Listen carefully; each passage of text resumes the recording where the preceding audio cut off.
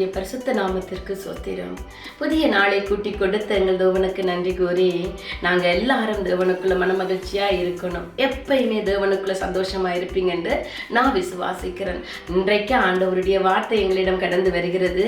2 கொரிந்தியர் 3:17 கர்த்தரே ஆவியானவர், கர்த்தருடைய ஆவி எங்கேயோ அங்கே விடுதலை உண்டு. என் அன்பான சகோதர சகோதரிகளே, கர்த்தரே ஆவியானவராம். அவர் எங்கிருக்கிறாரோ அங்க விடுதலை உண்டு. நீங்க ஆண்டவருடைய பிள்ளைகளா இருக்கிறீங்க. ஆவியானவருக்கு உங்களோட வாழ்க்கையில இடம் கொடுக்கறீங்களா? அவரை வரவேற்கிறீங்களா? நீங்க உங்களோட வாழ்க்கையில அவரை வரவேற்றீங்கண்டா, அவருக்கு முதல் உரிமை கொடுத்தீங்கண்டா, உங்களோட வாழ்க்கையில பாவங்கள் இல்லாம அவர் எடுத்து போட்டுருவாரு. பரிசுத்தமான வாழ்க்கையை உங்களுக்கு கட்டளை இடுவாரு. உங்களோட இருதயம் சமாதானமா இருக்கும். உங்களை சுத்தி அநேக போராட்டங்கள் வேதனைகள் இருக்குன்னு எல்லாரும் சொல்லுவாங்க. ஆனா நீங்க சமாதானத்தோட இருப்பீங்க. கண்டித்து உணர்த்தும் ஆவியானவர்கள் நாங்கள் தவறும் செய்யும் போது அவரே கண்டித்து உணர்த்துவார். பாவங்களிலிருந்து எங்களை வழி தப்பி செல்ல அவர் வழி காட்டுவார். பொல்லாத மனிதர்களிலிருந்து எங்களை விலக்கி செல்லுவார். அப்ப ஆவியானவர் எங்கே இருக்கிறாரோ அங்க விடுதலை உண்டு. இன்றைக்கு அநேக இடங்களில சபைகளில ஆவியானவரை காணல. நாங்க ஆவியானவர் இருக்கிற சபைகளில, ஆவியானவர் உலாவுகிற சபைகளில நிச்சயமாக விடுதலை உண்டு.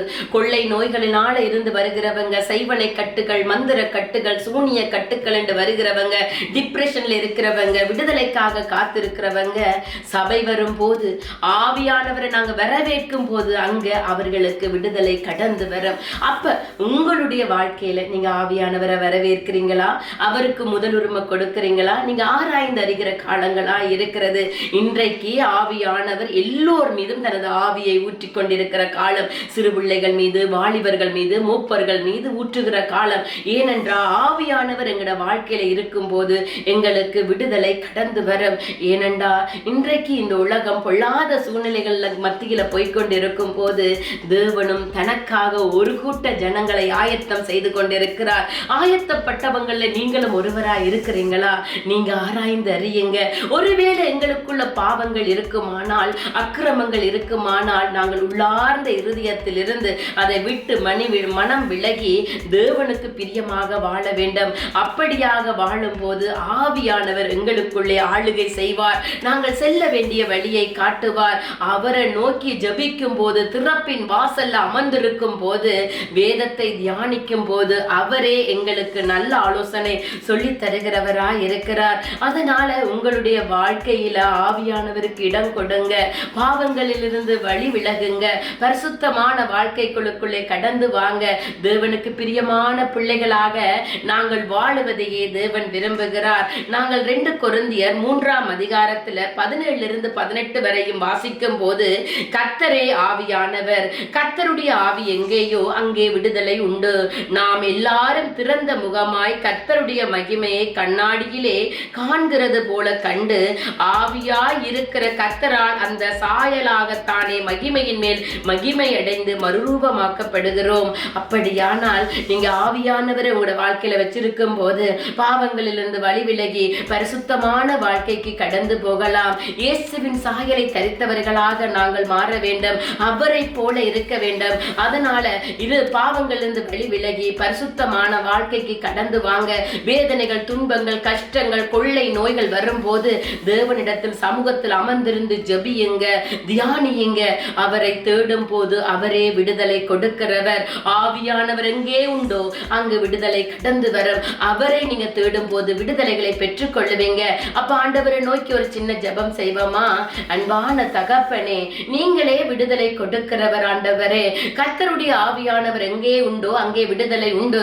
நீங்க எங்கள் வீடுகளுக்குள்ளே உலாவுங்க ஆண்டவரே. எங்களுக்குள்ள வாசம் செய்யுங்க ஆண்டவரே. எங்களுக்குள்ளே இன்றைக்கு ஒரு பாவம் இருக்குமானால் ஆண்டவரே, அந்த பாவத்தை எங்களிடம் எடுத்து போடுங்க. இந்த வீடியோவை பார்த்து கொண்டிருக்கிற பிள்ளைகளுடைய இருதயங்கள் திறக்கப்பட வேண்டும். இந்த வார்த்தை கடந்து போகிற போதே அங்கு ஒரு விடுதலை கடந்து போனதற்காய் நன்றி. ஆவியானவர் ஒவ்வொருடைய வீடுகளுக்குள்ளே நீங்க உலாவுகிறதற்காய் நன்றி. விடுதலை கொடுக்கிற ஆவியானவர் இன்று விடுதலையை கொடுங்க. சுகத்தை கொடுக்கிற ஆவியானவர் இன்று சுகத்தை கொடுங்க. பரிபூரண சுகத்தை கொடுங்க ஆண்டவரே. விடுதலை கடந்து போகட்டும் ஆண்டவரே. ஆற்ற வீடுகளுக்கெல்லாம் ஜபிக்க முடியாதபடி தடையாய் இருக்கிறதோ இயேசுவின் நாமத்தினாலே தடை நீக்கப்படுவதாக. ஆருடைய வீடுகளுக்குள்ளே வேதம் வாசிக்க முடியாதபடி தடையாய் இருக்கிறதோ இயேசுவின் நாமத்தினாலே தடைகள் நீக்கப்படுவதாக. ஆண்டவரே, உம்மோடு உறவாட உம்மோடு வாழ அதற்கான பாக்கியத்தை ஒவ்வொருவருக்கும் கட்டளையிடுங்க. இன்றைக்கு இந்த வீடியோவை யாரெல்லாம் பார்த்து கொண்டிருக்கிறார்களோ அங்கு விடுதலை கடந்து போவதாக. இயேசுவின் நாமத்தினாலே ஒவ்வொருவருக்குள்ளும் விடுதலை கடந்து போனதற்காய் ஆவியானவர் ஒவ்வொருவர் மீது மூற்றினபடியினால் உம்முடைய நாமம் மகிமைப்படும். இயேசுவின் நாமத்தில் ஜெபங்கட்டு நிற்கிறோம் பிதாவே, ஆமேன். நீங்கள் எல்லோரும் மிகவும் விசேஷமான நீங்க. ஆண்டவர் உங்கள் ஒவ்வொருவரையும் ஆசீர்வதிப்பார்.